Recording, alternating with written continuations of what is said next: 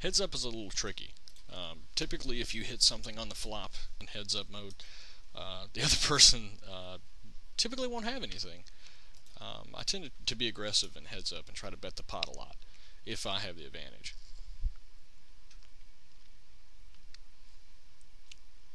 Pat's a little kind of a tight particular player, so it's going to be a little hard to gauge what Pat has going on over there.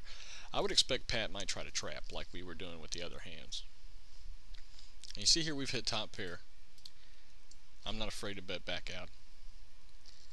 And Pat's calling. Pat wants to see when we're going to mess up. That's a weak bet, 40 into a $240 pot is not going to put any pressure on the opponent.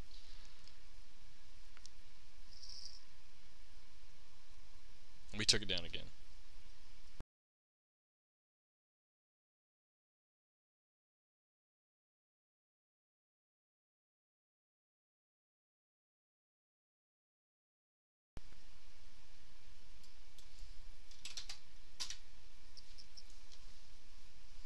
Now in heads up, raising pre-flop can be dangerous because you're giving away the strength of your hand.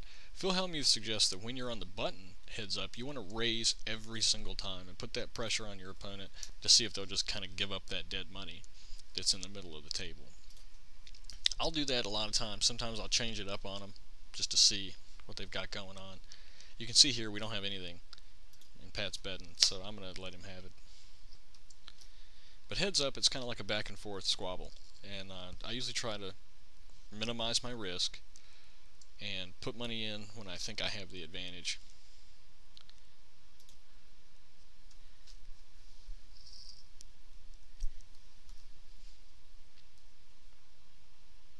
I mean, Pat's the kind of player, if we can catch Pat at the right time, Pat could easily go all in, and if we have a good hand, we can call and possibly win all that money. Either way, we've made the money here, so even if we finish in second place, you know, we're still at a profit. So at this point, we're just kind of playing profitable poker and hoping to get Pat out. If it doesn't happen, it doesn't happen. But we can't be mad at ourselves because we did outlast the other players. Now you've seen how I chipped the past couple hands. The next hand that comes across, I might want to change that up. I might want to bet even if I don't have anything, just to prevent Pat from doing what he's doing here, which is betting at the flop regardless of what's there. I don't know that Pat has a good hand. I don't know that Pat has a bad hand. But by being aggressive, we'll be able to figure out where Pat's at. You see, we hit middle pair here, nothing great. He checks it. I'm going to bet 180, and let's see what Pat's doing. Alright, Pat calls. He needs to have a queen here. And if he does have a queen, or even two hearts, then he's hit something good.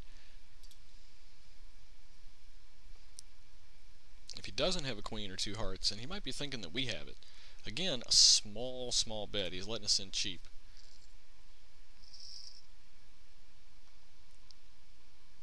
And we won it with queens and sevens.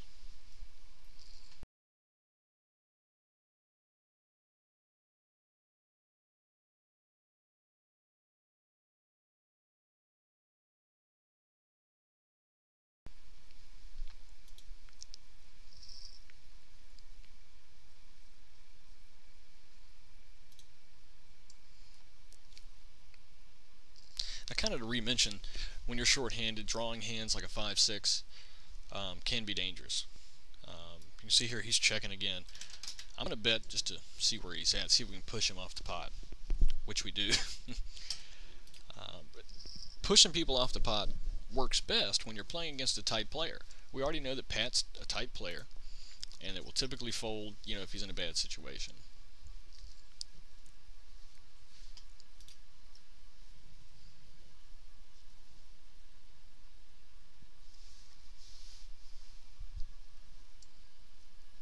You see a bet from Pat, half the pot.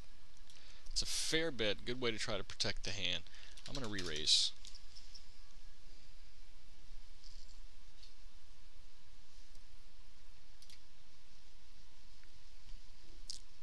Now, are my fives good here? Don't really think so. I think there's a good chance Pat's got us beat. What do you know? He didn't have it.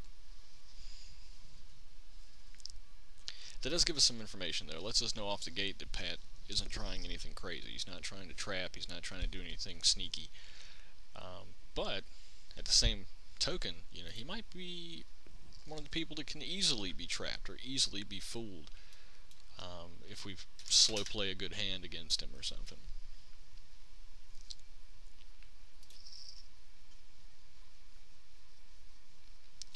Now the risk here, heads up, is to not bluff too many times. If we bluff too many times, Pat is certainly going to catch us and take some of those chips back. We have a slight chip lead for the moment.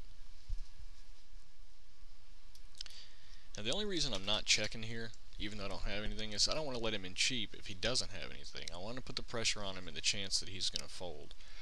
Both him and I have so many chips right now that it's really kind of hard for him to fold. If I keep putting pressure on him and he doesn't have anything, there's a good chance he's going to give it up, just like right there. And that's the key to a good bluff, is being able to kind of tell the story in such a way that your opponent really does think you have the best hand. Because I'm the kind of player, you got to put pressure on me. You got to let me know you have something, or I'm going to stick around. That's something I don't think Pat understands. I think Pat's just thinking, oh, if I throw money out there and he doesn't have anything, he's going to give it up.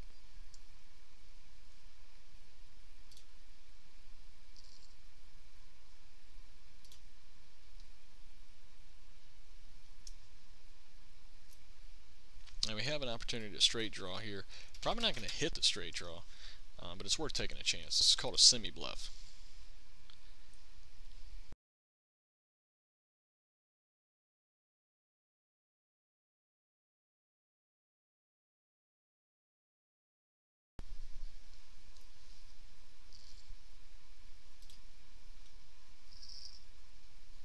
Some players, when you play against them online, they'll raise you every single time, regardless of the position they're sitting in.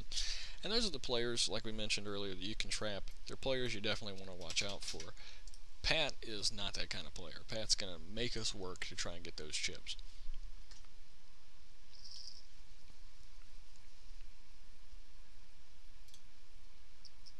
I mean, it's almost like any kind of raise and Pat's gone, you know.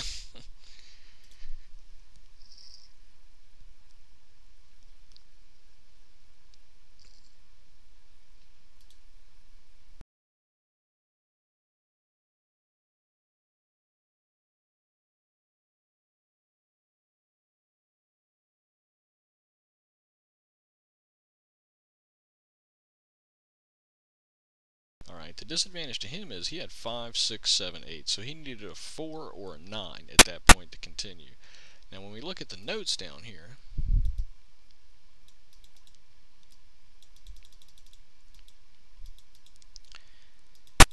flop came out, he bet $100 on a semi-bluff. Alright, I re-raised him to $500 in chips. Now that left him having to call $400 in chips. Now that wasn't necessarily a good move for him, because he's having to call roughly 3/4 of the pot in order to continue with a drawing hand. Now the turn came up and it was a 3, and it didn't help his hand. He still needed one more card to win it. Okay, I bet $800 into the pot. Again, a huge bet for the pot. And he calls, and doesn't even have a made hand yet. He's just kind of floating in limbo, so that's 2 bad calls for Pat. Now, he made it on the river, and you might say, okay, he made it on the river, so it was worth his risk.